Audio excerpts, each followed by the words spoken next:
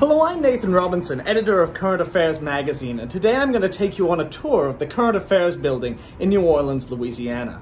This is the Current Affairs building. As you can see, we've had to lease some of the space out to other tenants, even though we own the whole building. We're here in downtown New Orleans, and if I take you through the entrance here, you'll see our fabulous waiting area. This is where people who are writers, artists, who are people involved in the production, fulfillment, and delivery process. This is where they wait to meet our staff if they're too busy to see them. I'm going to take you on through here, through the lobby.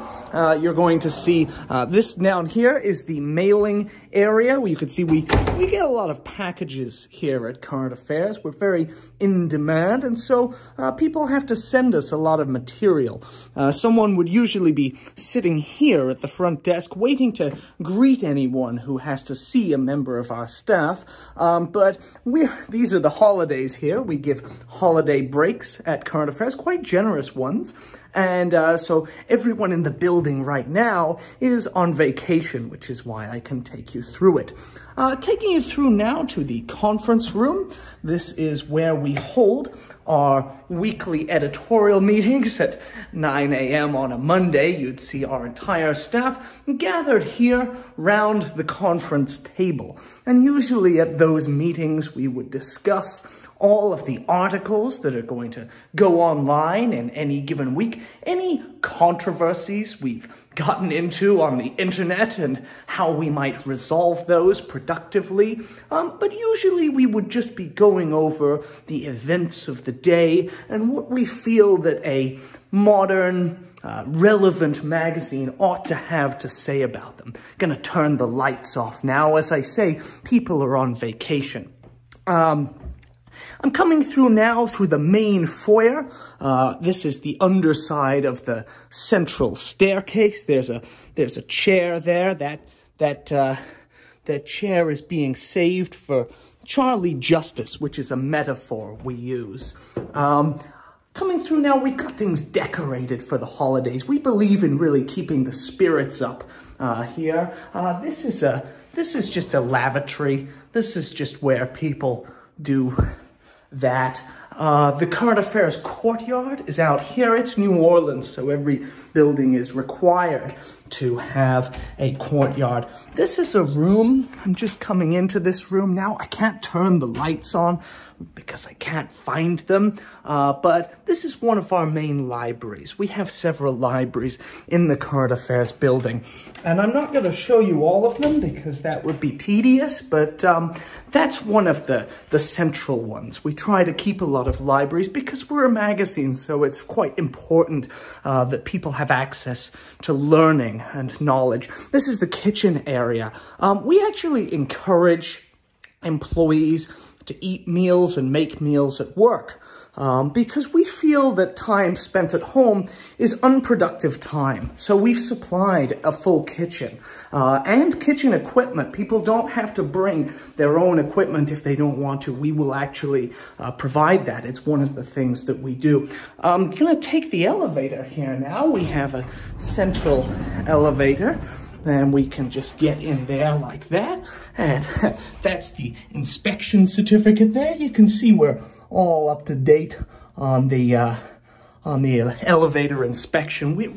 Workplace safety is very important to us as a left-wing magazine. Gonna go up to the 9th floor now here, which is where my office is, and you'll see kind of the nerve center of the Current Affairs operation. This is just an ordinary elevator, really nothing special about it, but you know, it's functional, it gets people from place to place, and we feel that accessibility is very, very important. It's one of the things that we value here at Current Affairs.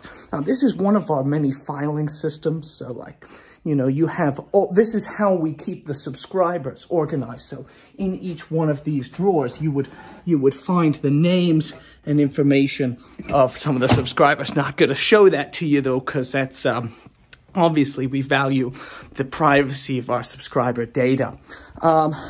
This here is one of the rooftops, so you can look out over the whole city of New Orleans there, which is pretty incredible. I like to get here early in the morning because I'm the editor of the magazine, and I can just look out over what we sort of control, the city in front of us, just seeing the world and thinking about how we're going to conquer it and build our empire and slowly subsume all parts of all living things. Just going down the staircase now, actually the elevator, it goes up to floor 10 and then you gotta come down to floor 9. Just one of those little quirks of a building like ours.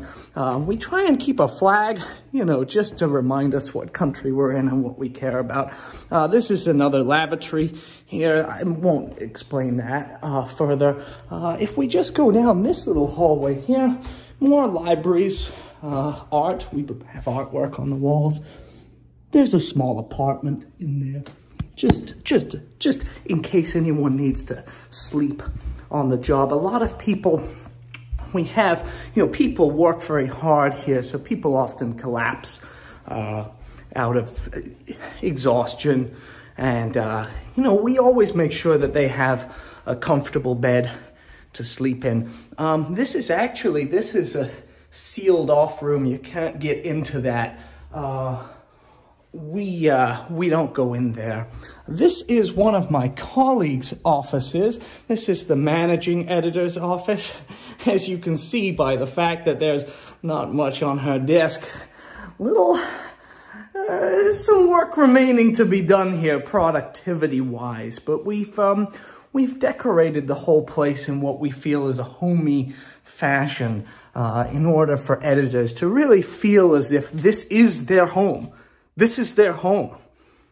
They need to be here because this is what they do. When we're here, this is what we do. This is who you are. This is another one of our libraries here, just showing you the library. This room's used for storage, actually, even though it's an office. This is the waiting room outside of my office. As you can see, I've tried to make it luxurious. This mirror is kind of quirky. We try and keep things a little quirky around here. As I say, there's no one here right now. Ordinarily, this place would be teeming with life, really overflowing and abuzz. But there's no buzz right now because it's the holidays. It's important, we believe, for people to have holidays. That's something that we're committed to on principle, even though it actually hurts our ability to get the magazine out on time, to not have employees here, which is why I'm here, even though some of the employees chose to be with their families, which we respect their right to do. More libraries behind me. This is just an award we won. That's the Golden Manatee Award, which is considered pretty prestigious in the industry. But we're not about awards. We do the work for its own sake. The awards are nice. They're very meaningful to us, but we don't try to trumpet, even though we've won quite a few of them over the years. This is just another library. Those are some small plush creatures, just again to sort of elevate the mood, keep people in good spirits. This is something that we put on the wall for Mardi Gras, because in New Orleans, Mardi Gras is a very big deal, so we like to celebrate it in the typical style. Over here, this is a lamp that is shaped like a peacock. We try and make sure the lamps are bird-shaped because, you can have an ordinary lamp and that's fine. But why would you when you can shape the lamp like a peacock? Right now, I'm just in one of my colleagues' offices. This is where my deputy editor would be if she had decided to come in. But right now this office is empty because I'm the only one here. Over here this is where we keep our magazine archives. This is one of actually there's a warehouse where we keep a lot more copies of the magazine, but this is just in case we need at short notice an issue of current affairs. So if you want this issue, you can just come to these shelves and you can, if you want this issue, you could just get this issue.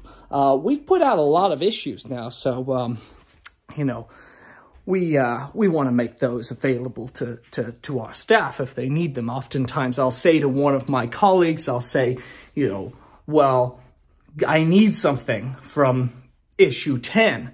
And if my colleague doesn't know what issue 10 is, that will really show that they haven't acquainted themselves sufficiently with the archive. So I encourage most employees to spend a lot of their time getting to know the archives. That's kind of mandatory. This is a poster for the Current Affairs podcast. We've actually branched out into audio. We're really trying to build a media, as I say, a giant, all-consuming conglomerate here, and this is part of our effort to do that. It has a kind of retro feel to it. We're really trying to go for the old-timey radio show podcast sensibility. One of these people is no longer with the company, but most of them are. And we've produced a lot of episodes of that. Now, we're coming here into my office, as you can tell from the fact that we have Current Affairs in metal letters on the wall. As you can see, we're a real magazine because of that. We try and keep a lot of books, as you can see. Knowledge is important. This is, these are some clocks. This is how we try and make sure that we always know the time in the major financial centers of the world. Oh, don't look at that board. That's, this is proprietary information. I can't reveal that to you. Those are just some qualifications. Other than that, I have a beautiful view out my window. I mean, we're an egalitarian magazine, so I didn't intentionally take the best view, but as you can see there, it's pretty sweet being the editor-in-chief. What else can I show you at Current Affairs World Headquarters? Well, I don't want to spend too much time or show you too much more because I have work to do, even here on a vacation day. The magazine never sleeps, as they say. We really value our work, though, and we really value you as subscribers, but I gotta get back down to business. I just thought I'd show you just some of the giant, sprawling Current Affairs building here in downtown New Orleans, and thanks very much for coming with me on this tour.